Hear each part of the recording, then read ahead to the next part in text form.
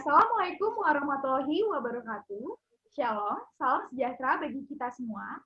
Pada kesempatan kali ini, kami akan mempresentasikan mengenai mata kuliah Akuntansi Keuangan Menengah 1 yang dibimbing oleh Bapak Dr. Sparta, SE, ME, AK, CA. Pada kesempatan kali ini, presentasi kami disusun oleh saya, Maria Angelika. Saya Harley Bayi Bimantoro. Dan saya Muhammad Aris Alwarid. Pada slide pertama akan dibahas oleh Saudara Harley Bayu.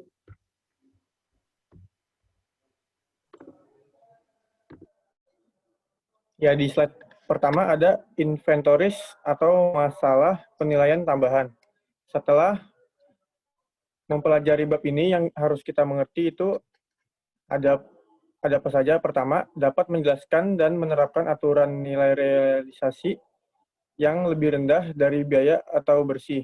Dua, dapat mengidentifikasikan masalah penilaian inventaris lainnya.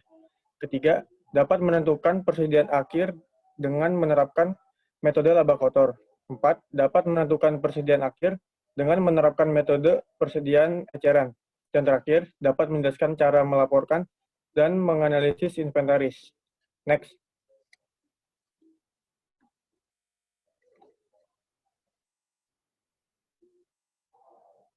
Next.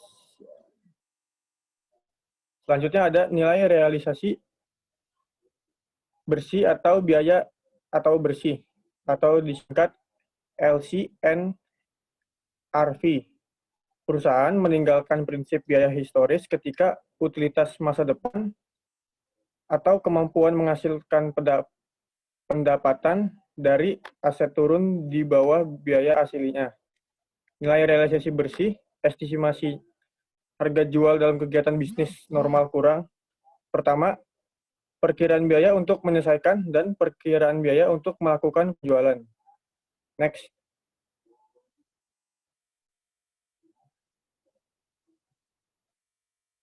Selanjutnya ada net realizable value. Diasumsikan under AG memiliki persediaan yang belum selesai dengan biaya nilai penjualan 1.000 euro, perkiraan biaya penyelesaian 50 euro, dan perkiraan biaya penjualan 200 euro. Nilai realisasi bersih Mander dihitung sebagai berikut. Pertama, ada inventory value unfinished sebesar 1.000. Lalu selanjutnya ada less estimasi cost of completion, ada 50. Selanjutnya ada estimasi cost to sell sebesar 200. Lalu hasilnya ditambahkan 200. Lalu ada net realizable value sebesar 750. Next.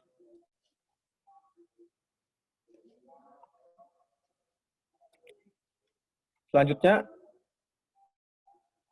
Mander melaporkan persediaan di neracanya sebesar 750. Dalam laporan laba rugi, Mander melaporkan loss on inventory write-down sebesar 200. Hasilnya dari 950 dikurang 750.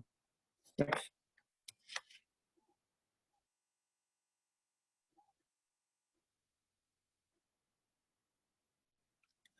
Selanjutnya ada ilustrasi dari LCNRV.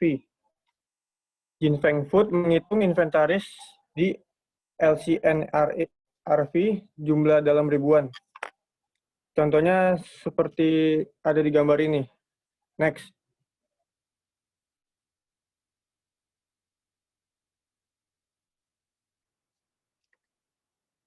Selanjutnya asumsikan bahwa Jinfeng Food memisahkan produk makanannya menjadi dua kelompok, beku dan kalengan. Contohnya ada frozen spinach 80.000, di LCNRV-nya 120.000, dan seterusnya. Next.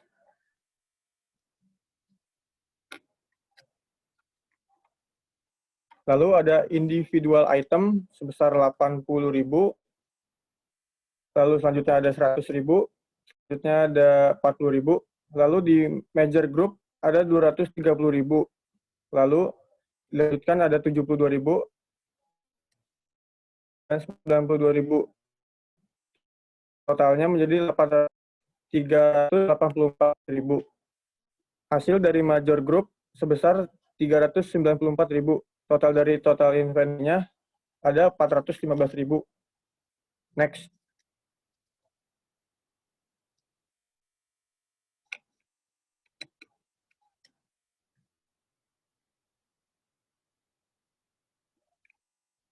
Metode of applying LCNRV.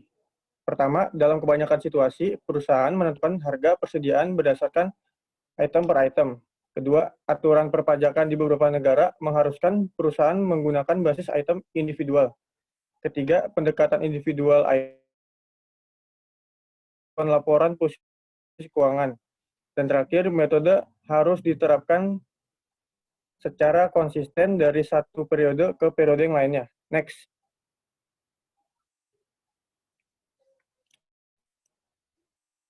Selanjutnya ada recording NRV instead of cost. Data untuk Ricardo Spa. Pertama ada cost of goods sold before to NRV sebesar 108.000. Lalu selanjutnya ada ending inventory cost sebesar 82.000. Selanjutnya ada ending inventory at NRV sebesar 70.000. Lalu penulisan jurnal loss metodenya, caranya loss due to decline to NRV per debit sebesar 12.000. Lalu di kredit ada inventory sebesar 12.000. Lalu selanjutnya ada COGS metode. Di debit ada COGS sebesar 12.000. Lalu di kreditnya ada inventory sebesar 12.000. Next.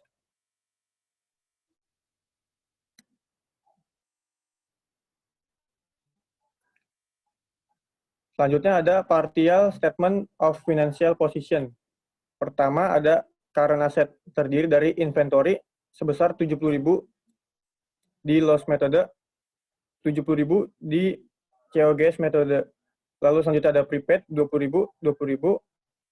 account receivable sebesar 350.000, cash 100.000, total current assetnya ada 540.000. Next.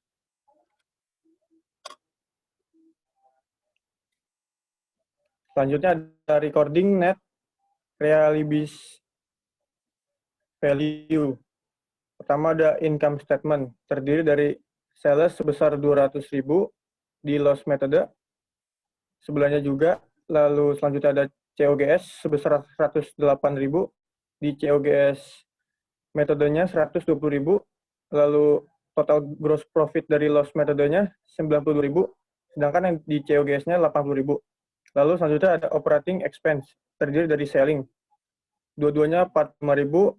Terus selanjutnya ada general and administrative 20.000 dua-duanya, dan total operating expense-nya 65.000 dua-duanya. Lalu selanjutnya ada other income and expense, terdiri dari loss due to decline of inventory to NRV sebesar 12.000 di loss metode, sebelahnya nggak ada.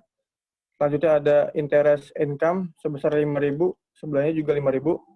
Lalu total other-nya ada 7.000 di loss metode dan 5.000 di COGS metode. Selanjutnya ada income from operation sebesar 20.000, lalu income tax expense 6.000, dan total income-nya ada 14.000. Next.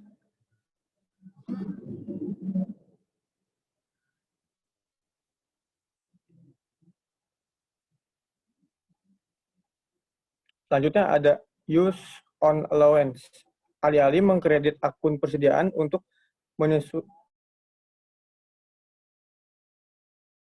penyisian, sering disebut sebagai penyisian untuk mengurangi persediaan menjadi NRV.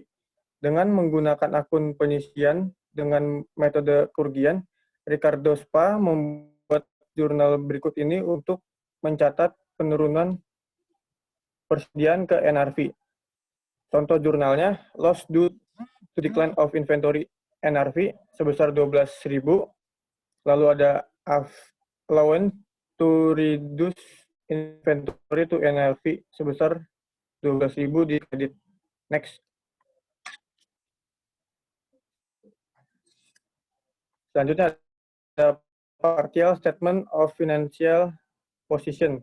Pertama ada current asset terdiri dari inventory 70.000 di no allowance dan di allowance-nya ada 82.000. Selanjutnya ada allowance to reduce inventory sebesar 12.000 di allowance. Total inventory at NRV sebesar 70.000 di allowance dan no allowance. Selanjutnya ada prepaid 20.000. Lalu ada account receivable 350.000. Lalu ada cash dan total current asset-nya 540.000. Next.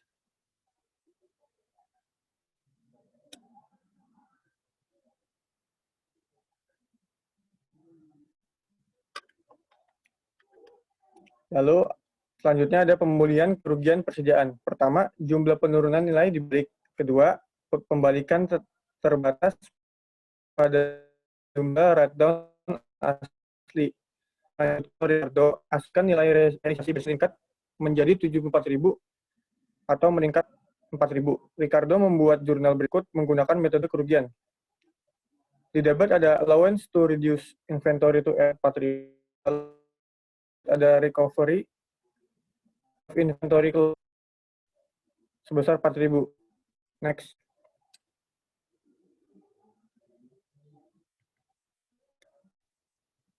Selanjutnya ada recovery of inventory loss. Akun penyisian disesuaikan pada periode berikutnya sehingga persediaan dilaporkan ke LC/NRV. Ilustrasi menunjukkan evaluasi nilai realisasi bersih untuk Fuko Company dan pengaruh penyesuaian nilai realisasi bersih terhadap pendapatan. Next.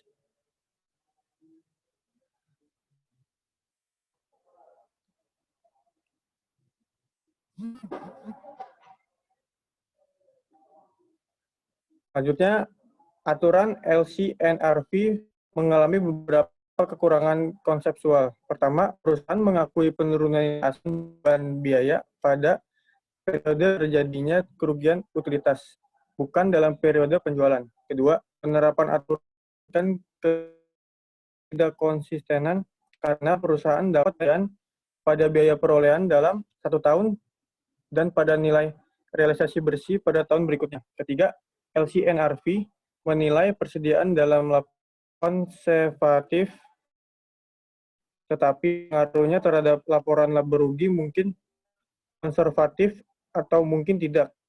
Pendapatan bersih untuk tahun mana perusahaan mengalami kerugian pasti lebih rendah.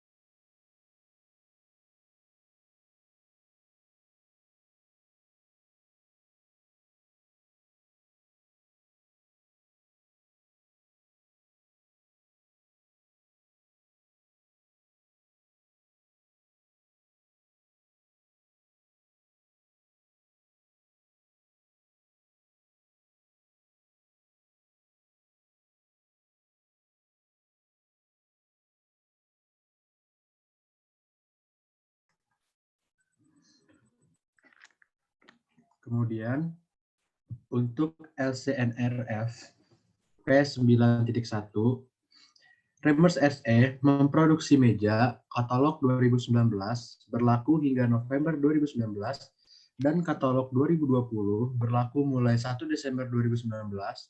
Pada 31 Desember 2019, meja jadi berikut muncul di inventaris perusahaan. Ada 2019 katalog selling price, FIFO cost per inventory list, estimate cost to complete and sell, 2020 katalog selling price. Instruksinya, berapa jumlah keempat meja yang akan muncul dalam persediaan perusahaan pada 31 Desember 2019 dengan asumsi bahwa perusahaan telah mengadopsi pendekatan nilai realisasi bersih atau biaya FIFO yang lebih rendah untuk penilaian persediaan pada item individual dasar. Next.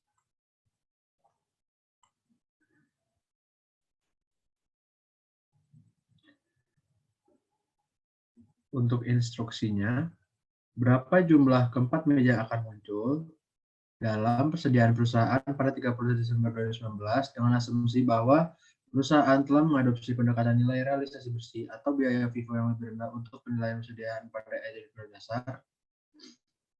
Next.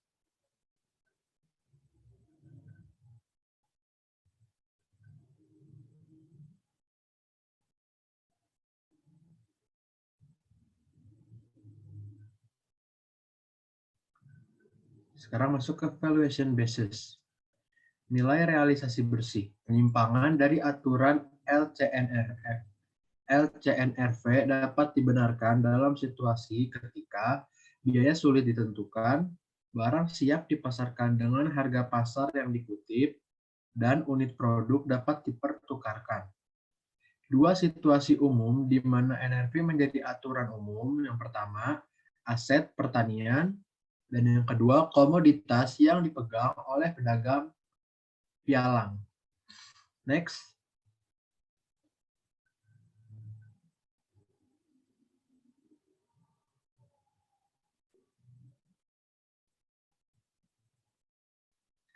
Inventarisasi pertanian. Hasil pertanian adalah hasil panen dari aset biologis seperti wol dari domba, susu dari sapi perah, buah yang dipetik dari pohon buah, atau kapas dari tanaman kapas. Hasil pertanian diukur pada nilai wajar dikurangi biaya untuk menjual NRV pada saat panen. Setelah dipanen, NRV menjadi biaya.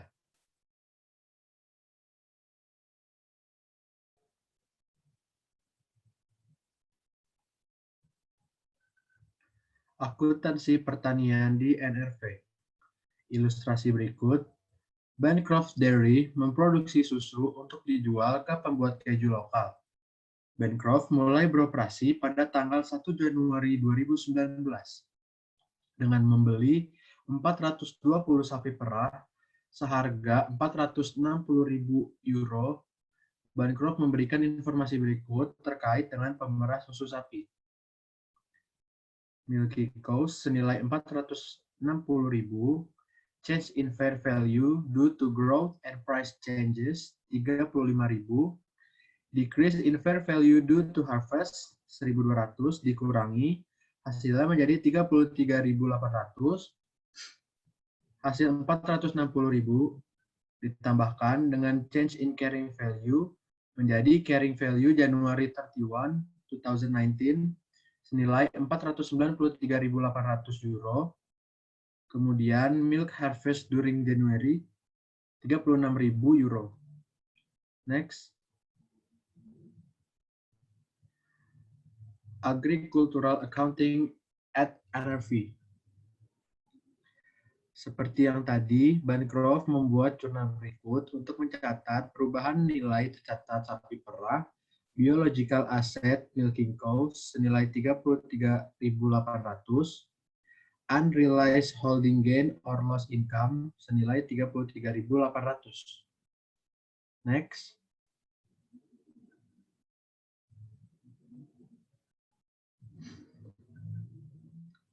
Biological asset milking cows di debit senilai 33.800, unrealized holding gain or loss income 33.800 di kredit. Untuk biological asset dilaporkan pada laporan posisi keuangan sebagai aset tidak lancar pada nilai wajar dikurangi biaya untuk menjual atau nilai realisasi bersih. Untuk unrealized holding gain or loss income dilaporkan sebagai pendapatan dan beban lain-lain pada laporan laba rugi. Next.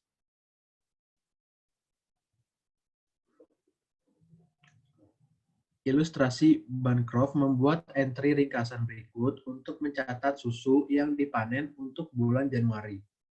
Inventory di debit senilai 36.000, unrealized holding gain or loss income di kredit senilai 36.000 dengan asumsi susu yang dipanen pada bulan Januari dijual ke pembuat keju lokal seharga 38.500 euro. Bancroft mencatat penjualan tersebut sebagai berikut. Cash di debit senilai 38.500, sales revenue 38.500 di kredit, cost of goods sold senilai 36.000 di debit, dan inventory sebesar 36.000 di kredit. Next.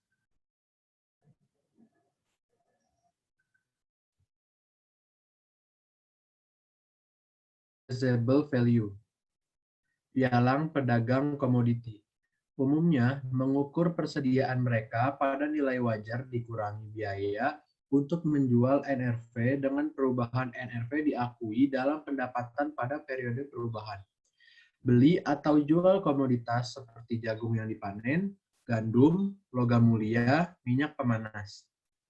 Tujuan utamanya adalah untuk menjual komoditas dalam waktu dekat dan menghasilkan keuntungan dari fluktuasi harga. Next. Valuation basis relative standalone sales revenue. Sales value. Digunakan saat membeli berbagai unit dalam satu pembelian sekaligus. Ilustrasi di bawah. Pengembang Woodland membeli tanah seharga $1 juta yang akan dibagikan lagi menjadi 400 bidang. Lot-lot ini memiliki ukuran dan bentuk yang berbeda, tetapi dapat secara kasar disortir menjadi 3 kelompok dengan peringkat A, B, dan C.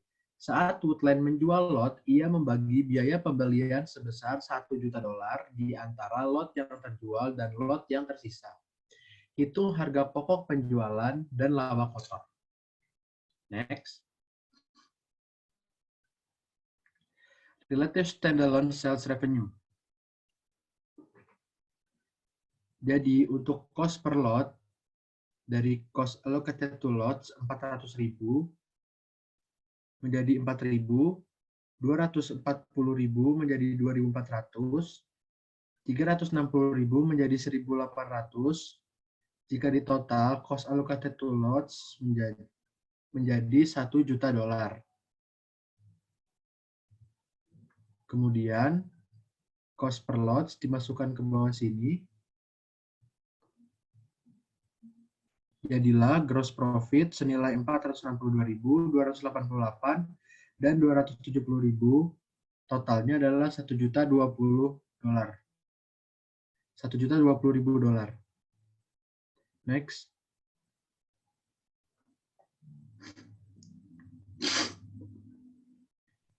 Komitmen pembelian masalah khusus. Umumnya, penjual mempertahankan hak atas barang dagangan. Pembeli tidak mengakui aset atau kewajiban. Jika material, pembeli harus mengungkapkan rincian kontrak dalam catatan di laporan keuangan. Jika harga kontrak lebih besar dari harga pasar dan pembeli mengharapkan kerugian akan terjadi pada saat pembelian dilakukan, pembeli harus mengakui kewajiban dan kerugian terkait pada periode di mana penurunan harga pasar tersebut terjadi. Next. Komitmen pembelian. Ilustrasi, Appraise Paper AG menandatangani kontrak penebangan kayu yang akan dilaksanakan pada tahun 2020 dengan harga 10 juta pasar hak tebang kayu pada tanggal 31 Desember 2019 turun menjadi 7 juta euro. Appraise akan membuat entry berikut pada 31 Desember 2019. Unrealized holding gain or loss income senilai 3 juta di debit, purchase commitment liabilities sebesar 3 juta di kredit, dan unrealized holding gain or loss income masuk di other expenses and losses in the income statement. Purchase commitment liability masuk ke current liabilities on the balance sheet. Next.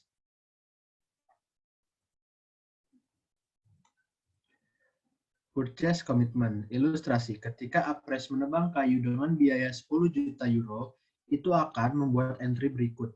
Purchases inventory senilai 7 juta di debit, purchase commitment liability senilai 3 juta di debit, dan cash sebesar 10 juta di kredit. Asumsikan Apres diizinkan untuk mengurangi harga kontraknya, dan oleh karena itu komitmennya sebesar 1 juta euro.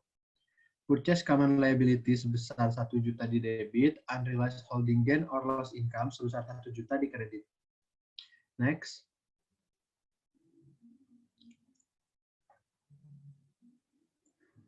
Metode laba kotor untuk memperkirakan persediaan.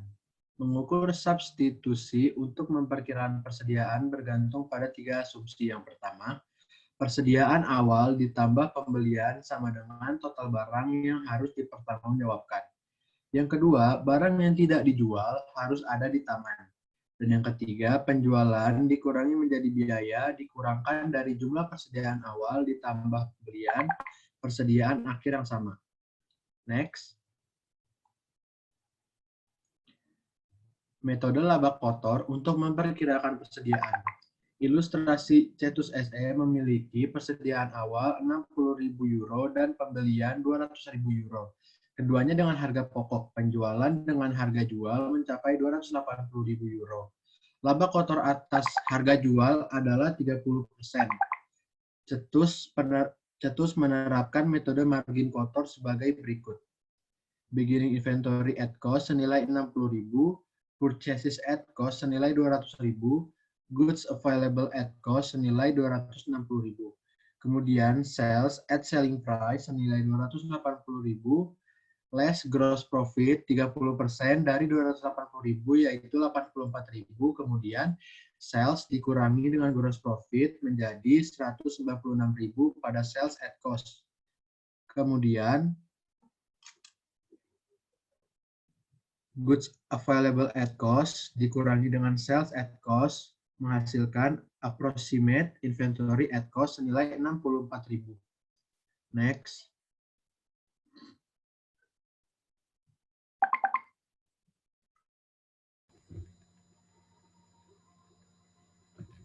Baik, saya akan menjelaskan mengenai perhitungan persentase laba kotor dari metode laba kotor untuk memperkirakan persediaan. Terdapat sebuah ilustrasi laba kotor yang diberikan. Tetapi, bagaimana Cetus mendapatkan angka itu? Untuk mengetahui cara menghitung persentase laba kotor, diasumsikan bahwa sebuah artikel berharga 15 euro dan dijual seharga 20 euro, maka laba kotornya sebesar 5 euro. Diketahui bahwa markup-nya 5 euro dari 20 euro dikurangi 15 euro, kemudian retailnya sebesar 20 euro, maka 5 euro dibagi 20 euro didapatkan 25% at retail. Sedangkan markup-nya untuk perbandingan dengan cost-nya, maka markup-nya 5 euro dibagi dengan 15 euro didapatkan 33,5% on cost. Kemudian, untuk metode gross profit, yang pertama untuk perhitungan dari gross profit on selling price, diketahui bahwa percentage markup on cost dibagi dengan 100% ditambah dengan percentage markup on cost. Sedangkan untuk percentage markup on cost memiliki rumus yang lain, yaitu gross profit on selling price dibagi dengan 100% dikurang dengan gross profit on selling price. Maka, untuk contohnya diketahui gross profit on selling price sudah diberikan 20%, maka percentage markup on cost-nya 0,2 dibagi dengan 1 dikurangi 0,2, maka hasilnya 25%. Begitu juga dengan soal 25%. Sedangkan, jika percentage markup on cost-nya yang diketahui diberikan oleh soal 25%, maka untuk mencari gross profit on selling price yaitu 0,25 dibagi dengan 1 ditambah 0,25, maka hasilnya yaitu 20%. Begitu juga dengan soal yang 50%. Kemudian, untuk contoh dari perusahaan Astaire, ASA menggunakan metode laba kotor untuk mengestimasi persediaan untuk tujuan pelaporan bulanan. Disajikan bahwa informasi pada bulan Mei, yaitu inventory Mei pertama, yaitu 160.000 euro, dan forecast untuk gross-nya, yaitu 640.000 euro, untuk freight-in-nya yaitu sebesar 30.000 euro, sales-nya sebesar 1 juta euro, sales return-nya sebesar 70.000 euro, dan forecast diskon-nya sebesar 12.000 euro. Maka, kita diberikan soal untuk pertama menghitung estimasi persediaan pada akhir Mei dengan asumsi laba kotornya sebesar 25.000 dari penjualan. Sedangkan yang kedua, untuk menghitung estimasi pada akhir bulan Mei dengan asumsi laba kotornya 25% dari biaya. Untuk menghitung asumsi dengan 25% dari penjualan, kita memasukkan inventory purchase gross-nya, purchase diskonnya, freight in-nya, yang telah dicatat pada soal yang telah diberikan, maka goods available at cost-nya semua dijumlahkan, maka menghasilkan 818.000 euro. Kemudian didapatkan lagi sales at selling price, sales return, maka didapatkan net sales-nya sebesar 930.000 euro. Kemudian dikurangi oleh gross profit, yaitu didapatkan dari 25% dikali dengan 930.000 euro, didapatkan 232.500, maka dijumlahkan yaitu untuk sales-nya at cost yaitu sebesar 697.500 euro. Maka kita total untuk akhir bulan Mei yaitu sebesar 120.500 euro. Sedangkan untuk 25% dari biaya, diketahui bahwa 20% dari sales-nya, yaitu kita bandingkan hanya di gross profit yang dikurangi, yaitu 20% dikali 930, maka didapatkan 186.000 euro, maka hasil ending akhirnya yaitu sebesar 74.000 euro.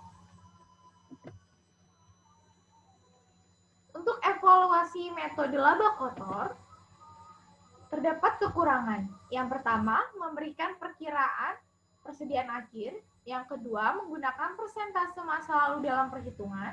Yang ketiga, tingkat laba kotor menyeluruh mungkin tidak representatif.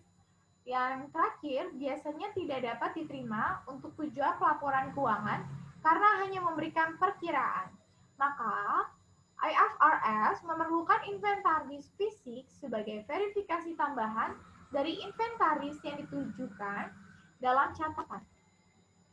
Kemudian untuk metode persediaan retail, metode yang digunakan pengecer untuk mengumpulkan persediaan dengan harga ecer, pengecer dapat menggunakan rumus untuk mengubah harga eceran menjadi sebuah biaya. Mewajibkan pengecer untuk menyimpan catatan yang pertama, biaya total dan nilai eceran barang yang dibeli. Kemudian yang kedua, biaya total dan nilai eceran barang yang tersedia untuk dijual. Yang ketiga, penjualan untuk periode tersebut. Untuk metodenya ada dua bagian. Yang pertama, konvensional metode or LC&RV, dan yang kedua, cost method. Kemudian diketahui ada sebuah ilustrasi yang telah terdapat data yang diberikan oleh perusahaan FQ Ltd pada bulan Oktober. Maka persiapan jadwal yang menghitung persediaan eceran menggunakan metode konvensional dan biaya. Diketahui bahwa inventory pada bulan Oktober pertama untuk cost-nya didapatkan 52.000, sedangkan retailnya 78.000. Untuk purchase-nya sebesar 272.000, sedangkan retailnya 423.000.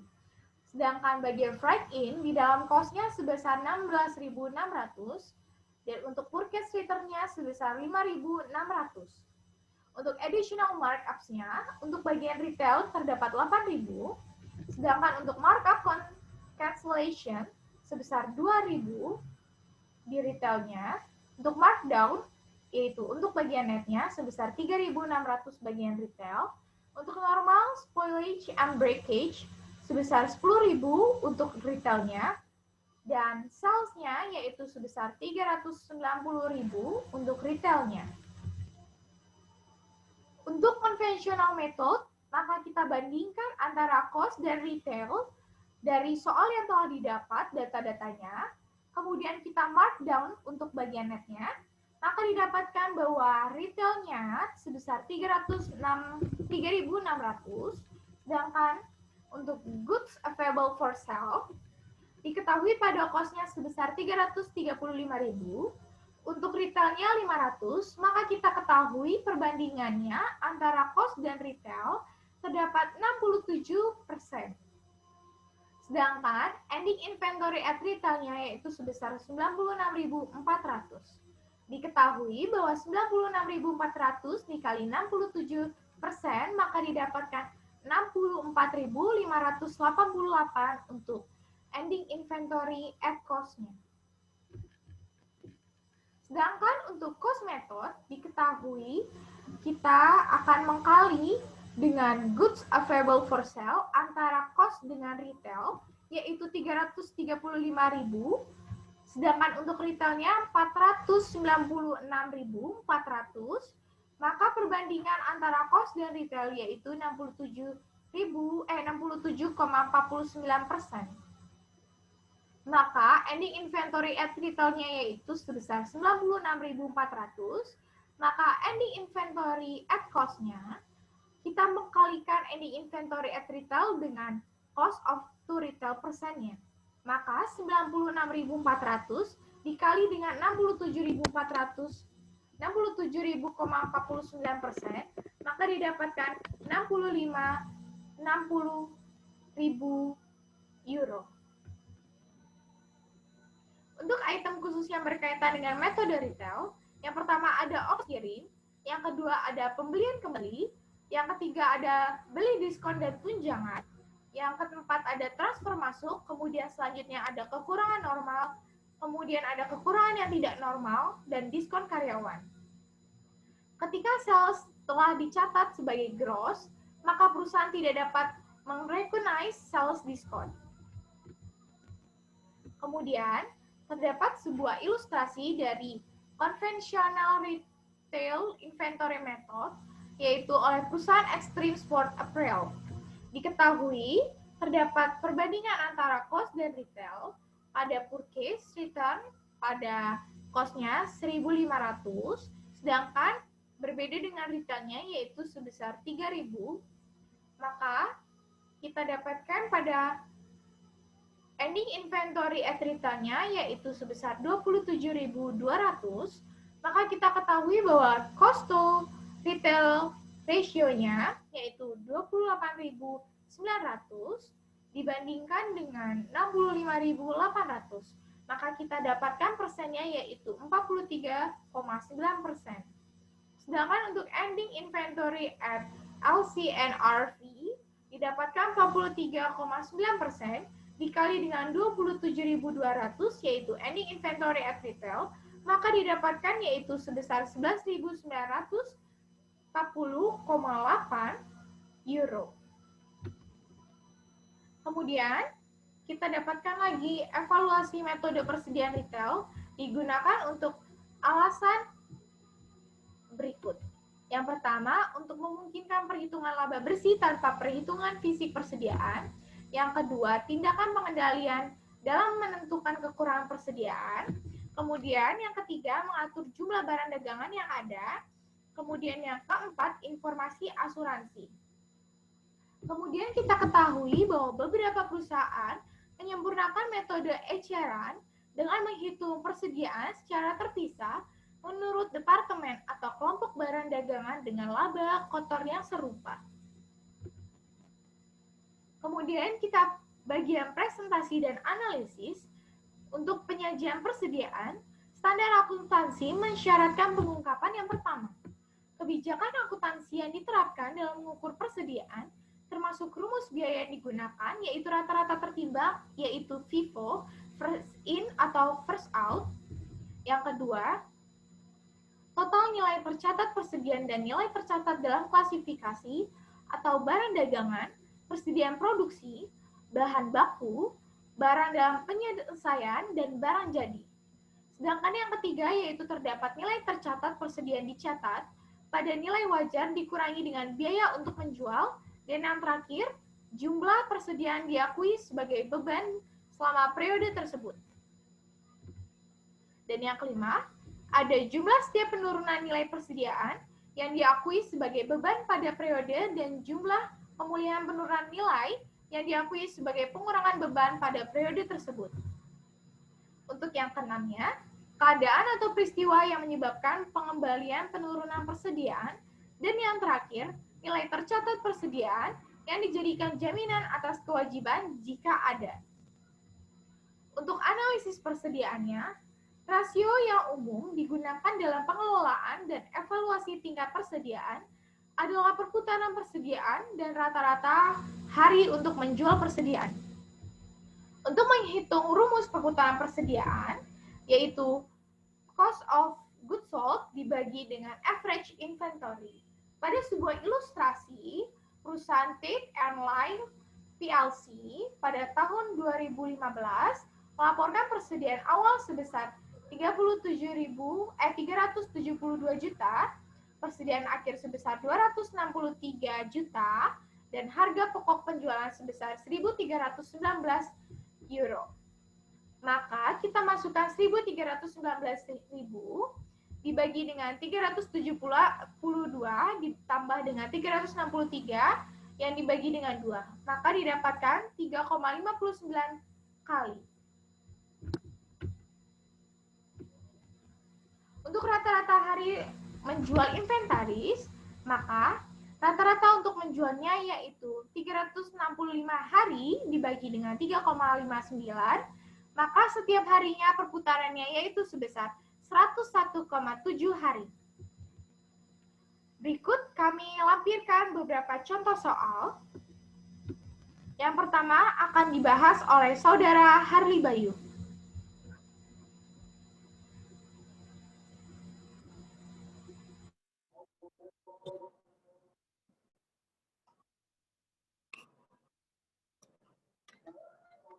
Ya, di sini saya akan membahas soal E83. Diasumsikan bahwa dalam audit tahunan Weber AG di 31 Desember 2019, Anda menemukan transaksi berikut di dekat tanggal penutupan. Pertama, sebuah mesin khusus dibuat sesuai pesanan untuk pelanggan. Telah selesai dan dipisahkan secara khusus di bagian belakang ruang pengiriman pada tanggal 31 Desember 2019. Pelanggan ditagih pada tanggal itu dan mesin dikeluarkan dari inventaris meskipun telah dikirim pada 4 Januari 2020. 2. Barang dagangan sebesar 2.800 telah diterima pada tanggal 3 Januari 2020 dan yang terkait faktur pembelian dicabut pada tanggal 5 Januari. Faktur menunjukkan pengiriman itu dibuat pada tanggal 29 Desember 2019. 3. Sebuah kotak pengepakan berisi produk seharga 3.400 berdiri di ruang pengiriman saat inventaris fisik diambil. Itu tidak termasuk dalam inventaris karena telah ditandai. 4. Barang dagangan seharga 720 telah diterima pada tanggal 28 Desember 2019 dan faktur tidak dicatat. Anda menemukan di tangan agen pembelian. Itu ditandai dalam pengiriman. Dan terakhir, barang dagangan diterima pada tanggal 6 Januari 2020. Senilai 680 dimasukkan ke dalam pembelian jurnal pada tanggal 7 Januari 2020. Faktur menunjukkan pengiriman telah dilakukan FOB gudang pemasok pada tanggal 31 Desember 2019. Karena tidak ada di tangan pada tanggal 31 Desember, tidak termasuk dalam persediaan. Next.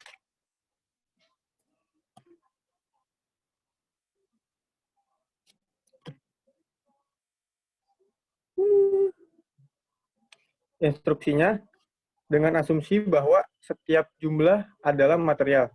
Nyatakan apakah barang tersebut harus dimasukkan ke dalam inventaris klien dan berikan alasan Anda untuk keputusan Anda masing-masing.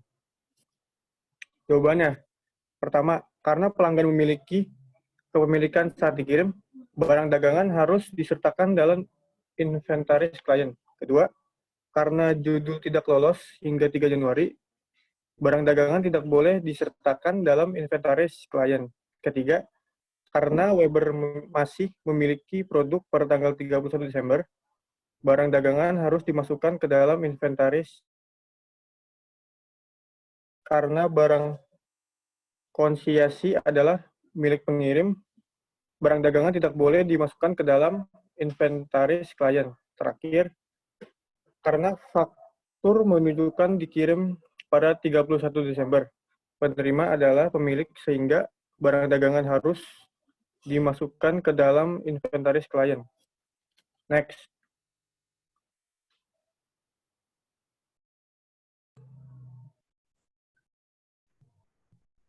Saya akan membahas soal exercise 8.16. Inventory errors pendapatan bersih per buku ULTD ditentukan tanpa pengetahuan tentang kesalahan berikut. Di tahun 2015, net income per book sebesar $50.000 Hong Kong, error in ending inventory overstate sebesar $5.000 Hong Kong. 2016 senilai $52.000, overstate $9.000, 2017 senilai $54.000, understate $11.000, 2018 senilai $56.000, no error, 2019 $58.000, understate $2.000, 2020 $60.000, overstate $10.000. Instruksinya, siapkan lembar kerja untuk menunjukkan angka laba bersih yang disesuaikan untuk masing-masing 6 tahun setelah memperhitungkan kesalahan persediaan. Next.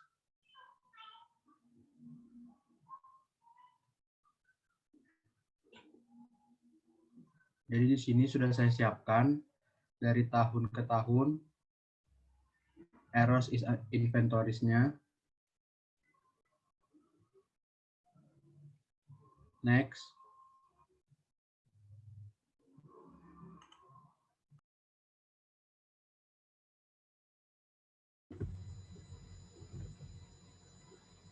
Kemudian, saya akan membahas mengenai FIFO and LIFO, Periodic and Perpetual, pada inventaris informasi oleh perusahaan Seminole Corp. Mengungkapkan informasi terdapat 3 bagian pada bulan Juni. Yang pertama, ada balance-nya, yaitu sebesar 300 unit, masing-masing $10. Pada tanggal 10, diketahui telah terjual 200 unit sebesar $24, yang tanggal 11 terdapat purchase 800 unit masing-masing $11. Pada tanggal 15 diketahui telah terjual 500 unit sebesar $25, dan yang pada tanggal 20 diketahui telah terjual 500 unit sebesar $13, dan pada tanggal 27 telah terjual 250 unit sebesar $27.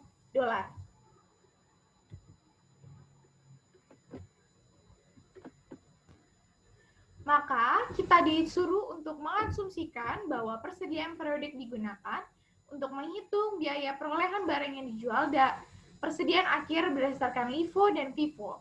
Kemudian yang kedua, dengan asumsi bahwa metode persediaan perpetual dan biaya digunakan dihitung pada saat setiap penarikan berapa nilai akhirnya inventaris di LIFO. Yang ketiga, asumsikan bahwa metode persediaan perpetual seperti soal sebelumnya, maka berapa laba kotor jika persediaan dinilai di LIFO. Dan yang terakhir, mengapa dikatakan LIFO biasanya menghasilkan laba kotor yang lebih rendah daripada FIFO?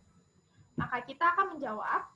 Yang pertama, ada perbandingan cost of goods sold antara LIFO, FIFO. Yang pertama, bagian LIFO, 500 dikali 13 maka dihasilkan 6.500 dan 450 dikali 11 dihasilkan 4.950 maka ditotal sebesar 11.450. Sedangkan bagian FIFO didapatkan 300 dikali 10 dolar yaitu 3.000, 650 dikali 11 dolar yaitu sebesar 7.150 maka didapatkan 10.150. Untuk menjawab ending inventory-nya, diketahui bahwa bagian FIFO-nya 300 dikali 10 dolar maka didapatkan 3.000 dan 350 dikali dengan 11 dolar didapatkan 3.850 maka didapatkan totalnya 6.850.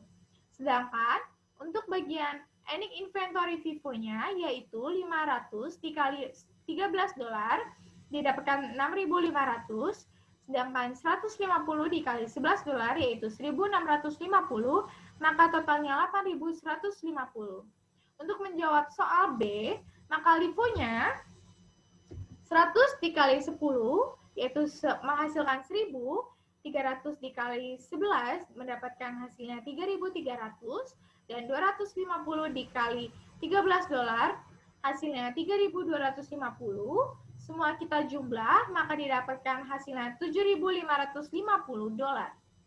Untuk bagian C-nya, sales didapatkan 24.050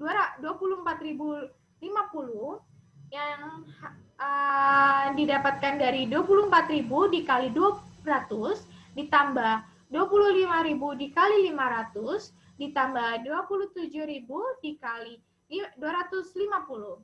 Sedangkan untuk COGS-nya, kita mengambil dari COGS FIFO-nya, yaitu 10.150, dan kita jumlahkan pada gross profit FIFO, maka totalnya yaitu sebesar 13.900 dolar. Diketahui bahwa FIFO periodik dan FIFO perpetual profit memiliki gross profit yang sama dan nilai inventory yang sama.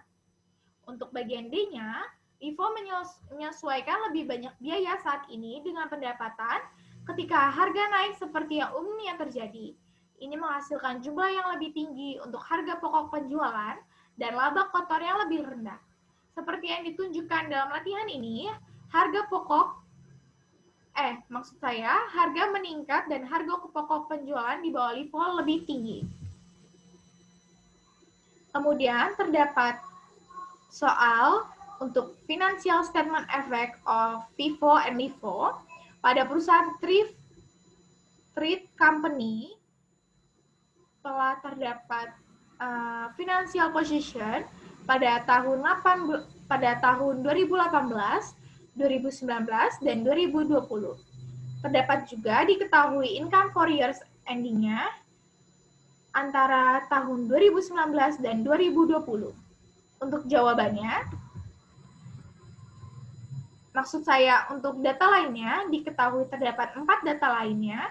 Yang pertama ada persediaan yang dimiliki pada akhir tahun 2018, terdiri dari 40.000 unit senilai masing-masing dengan harga 3 dolar, sedangkan untuk penjualannya terdapat pada tahun 2019 15.000, maksud saya 150.000 unit dikali dengan 6.000, sedangkan untuk tahun 2020 yaitu 180 dikali 7.000, maksud saya 7,5 dolar masing-masingnya.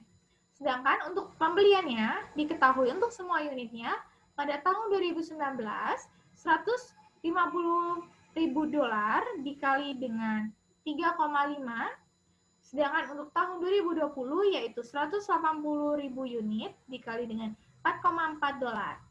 Kemudian terdapat pajak penghasilan dengan tarif efektif 40% dibayarkan masing-masing setiap tahunnya di akhir tahun. Diinstruksikan bahwa sebutkan akun-akun yang disajikan dalam laporan keuangan yang akan dimiliki jumlah yang berbeda untuk tahun 2020. Maka jawabannya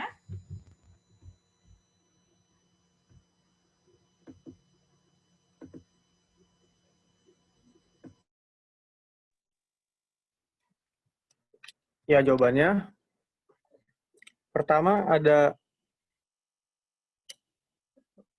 Sales sebesar 900.000 pada tanggal 12 tahun 2019. Lalu di tahun 2020-nya sebesar 1.350.000. Lalu selanjutnya ada less cost of goods sold sebesar 525.000 pada tahun 2019. Lalu tahun 2020-nya 792.000. Lalu ada other expense sebesar 205.000 di 2019 dan 304.000 sebesar 20 di tahun 2020. Lalu totalnya di tahun 2020 dan tahun 2020-nya 1.096.000. Lalu ada income before tax sebesar 170.000 di tahun 2019 dan 254.000 di tahun 2020. Lalu income tax 40% sebesar 68.000 di tahun 2019 dan 101.600 pada tahun 2020. Lalu net income-nya 102.000 di tahun 2019 dan 152.400 pada tahun 2020.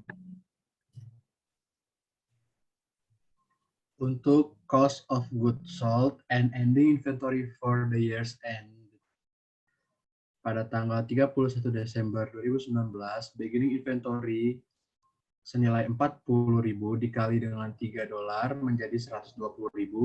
Di tahun 2020, 40.000 dikali $3 menjadi 120.000. Untuk purchase di tahun 2019 senilai 150.000 dikali 3,50 menjadi 525.000. 180 dikali $4, 4,40 menjadi 792. Cost of goods available senilai 645 dari hasil pengurangan, dari hasil pertambahan maksud saya. Dan di tahun 2020 senilai 912. Any inventory senilai 40.000 dikali $3 menjadi 120. Untuk tahun 2020, 40.000 dikali $3 menjadi 120. Kemudian dikurangkan dari hasil cost of goods available menjadi cost of goods sold senilai 525.000 pada tahun 2019 dan 792.000 di tahun 2020.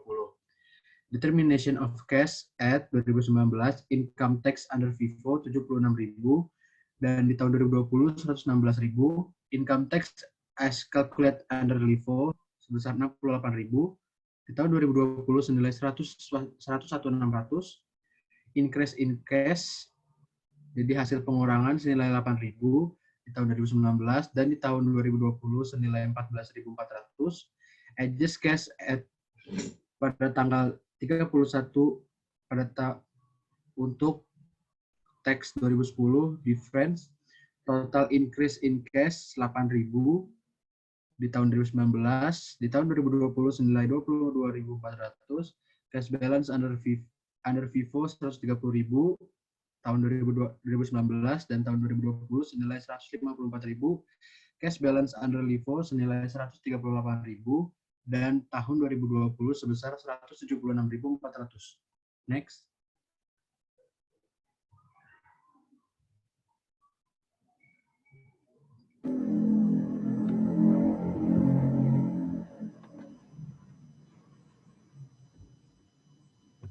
Kemudian, lanjutan yang terakhir untuk determination of return earning pada tahun 2019 dan tahun 2020. Diketahui net income under FIFO pada tahun 2019 yaitu sebesar 114.000, sedangkan tahun 2020 yaitu 174.000. Untuk bagian LIFO-nya, diketahui tahun 2019 yaitu sebesar 102.000 dan tahun 2020 yaitu 152.400. Maka totalnya pada tahun 2019 yaitu 12.000, sedangkan tahun 2020 yaitu sebesar 21.600. Diketahui ada adjust return earning pada tahun 2011 untuk diketahui pada tahun 2020 yaitu sebesar 12.000. Maka total reduction of Return earning-nya pada tahun 2019 yaitu tetap 12.000 dan tahun 2020 yaitu bertambah menjadi 33.600. Untuk return earning under FIFO menjadi 200.000 pada tahun 2019 sedangkan 2020 menjadi 260.000 dan untuk LIFO-nya yaitu sebesar 188.000 pada tahun 2019 dan 226.400 pada tahun 2020. Maka, inilah akhir dari presentasi kami pada chapter 9. Kurang lebihnya mohon maaf. Wassalamualaikum warahmatullahi wabarakatuh. Shalom, salam sejahtera bagi kita semua.